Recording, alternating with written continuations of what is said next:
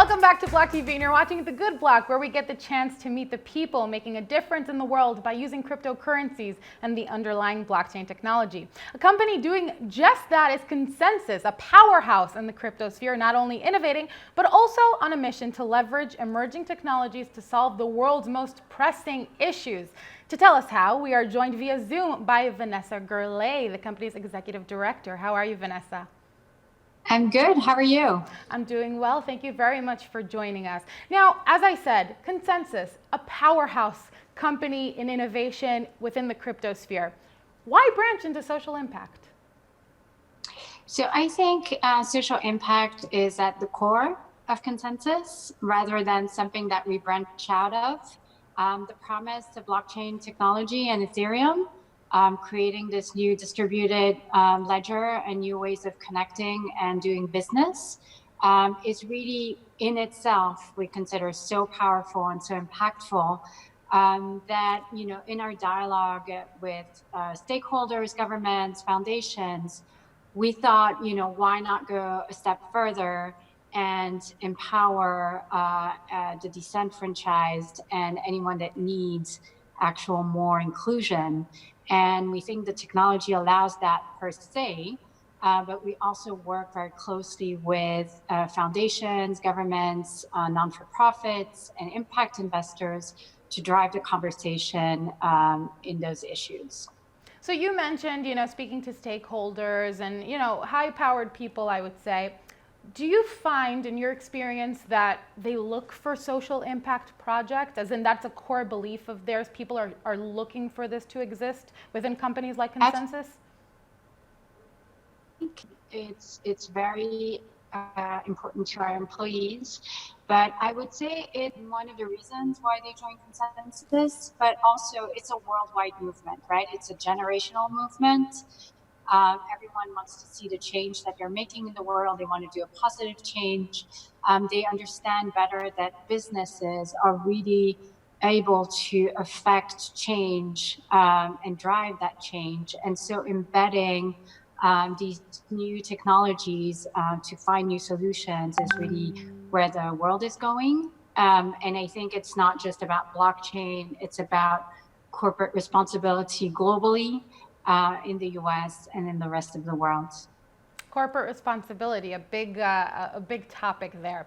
But I do want to touch on this Project Unblocked Cash, right? A case study, you guys called it, on blockchain for NGOs. This is a project conducted in partnership with Oxfam International, Australian Aid, and SEMPO in Vanuatu. But before we touch on it with you, Vanessa, there is a video available on YouTube on this project, and this is the experience of a vendor. Let's take a look.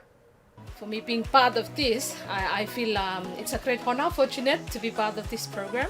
And I look forward, if there's a disaster or something that comes in front, I would like to be part of it because it's something that benefits the community. This is what I used to do, the cash transfer. So say, for example, if a customer comes in and get a couple of stuffs from my shelf, and then I just find out the total amount of all the stuff, and then I just enter it into the smartphone, and then that's when I do the transfer. It makes it easier instead of the customers going in to Port Vila to get their stuff. They just come to the local shop and pay their stuff. Yeah. So clearly this is helpful, right? People are accepting the solution, and it's truly aiding them, as seen now by that vendor. What was the role of ConsenSys in that? So we worked closely with Oxfam and SEMPO, and I would say this project for me is like the future of blockchain. Basically, what we did is we worked very closely with the constituents on the ground with SEMPO, understanding the current way they operate and receive aid and these cash transfers, and we created a solution that does not disrupt their existing habits. So they're able to receive, and be empowered to receive these aids and continue those transfers with much less friction at a very low cost and instantaneously. And I think, creating that user experience is really the key to success to these projects, especially, with the last mile where people don't have connectivity all the time, or they don't have high-powered cell phones, but they could just with their physical card and other means really experience the power of blockchain. Right, naturally through cryptocurrencies that are easier to move, I would say, in this way, and to aid in this way. Now, I'm curious, ConsenSys for social impact. What are the main goals of social impact within ConsenSys? What is the focus? What other projects do you guys have going on? Yeah, so we have two focus. ConsenSys, for those who don't know as well, really started as a incubator and a venture production studio. So we are dev first, entrepreneur first, and we invest in talent that wants to create new products and new ventures in the blockchain space. On the social impact side, we also have a consulting arm which works with either governments or non-for-profits to help them roll out these solutions for their existing operations. We also create products. We created something called Impactio, which we announced at the Concordia Summit during the UNGA week, which allows to fund social impact projects through a blockchain-based solution that is enabling everyone to track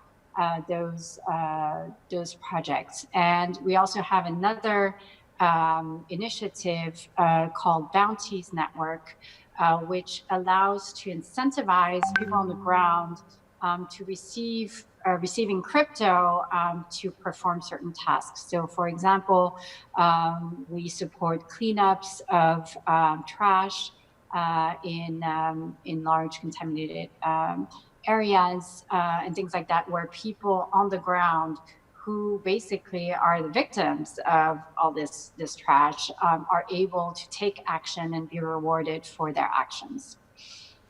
This may seem like a general question, but why do you think that blockchain is the best technology for social impact, or for these projects that you just mentioned? So it's one of the best. It's one piece of the puzzle basically, but the key features of having a trustless and censorship-free technology is a very interesting proposal in the social impact space. In a lot of have access to financial services, and so they can't really rely on the governments to provide these services. And so the technology allows for this distributed trust solutions among people that may not know each other, but allows to bring transparency and accountability to those solutions. And that's a very interesting proposition for me. Absolutely. Now, that being said, this concept of hodling is a big deal within the space. People feel like they want to hold on to their crypto. You never know what's going to happen with price volatility. I'm sure today is a red day, so that's probably the talk of the town. That being said, do you feel like crypto winter affected the space's willingness to deal with, let's say, calling it dealing with social impact? So I think there's always a will, but you have to find a way. So, at some point where funding dried up for some projects, some people made trade-offs as they thought it was fit for them. I think there's no trade-off in that regard, because when you see projects like Cello or others who are dealing with the same issues, they're still being funded. And we see in the context of Libra the sort of what they were saying is that they are focused on financial inclusion. So I think this is top of mind for everyone.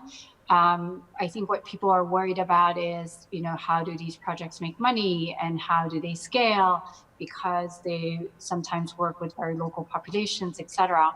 But I think that's a challenge in general for impact investing and people who are addressing specific, very hard and difficult social issues. Well, you brought up Libra in that answer, and that opened up the gates for me to ask that question. Do you think that Libra, well, whether they aim to or not, do you think that Libra is going to bank the unbanked? So I think it depends a lot on the context. There's a lot of regulation around banking and who has access to banking, and that is different, from one country to another. Facebook has a global reach.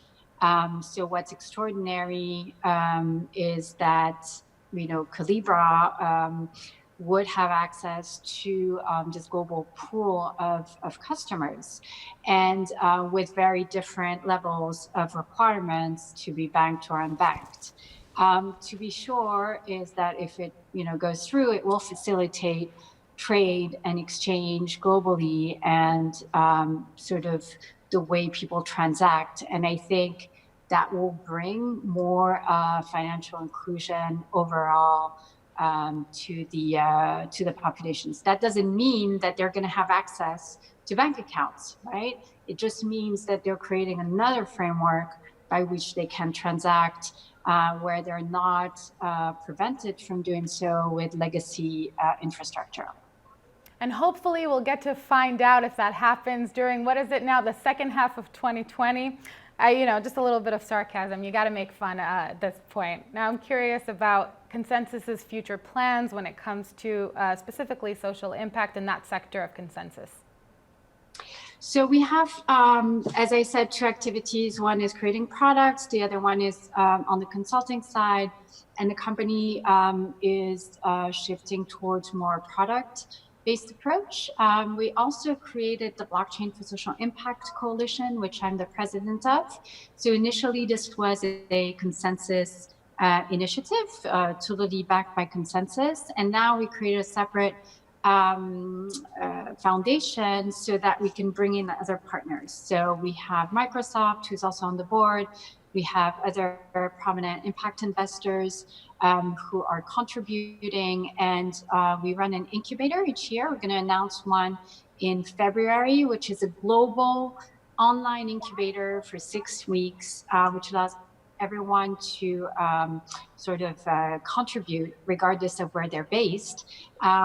We're probably going to announce something related to Earth Day and have that theme for this year's incubator.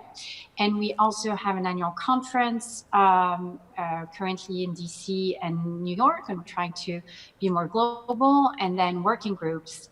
So anyone is welcome to join as a member. And we're trying to basically lower the cost of acquisition of the technology for foundations and impact investors, but also be the point of contact to learn about the technology and about the applications and what is already available, because we don't want to reinvent the wheel in the context of social impact if some solutions are already available.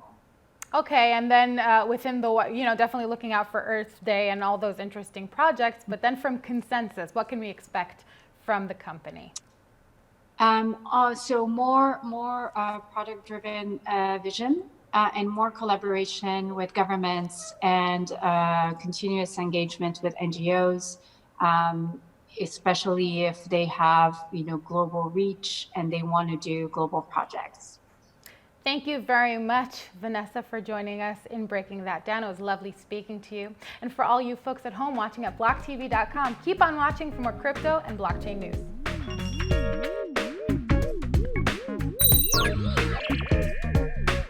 For more news and updates, follow us on Twitter.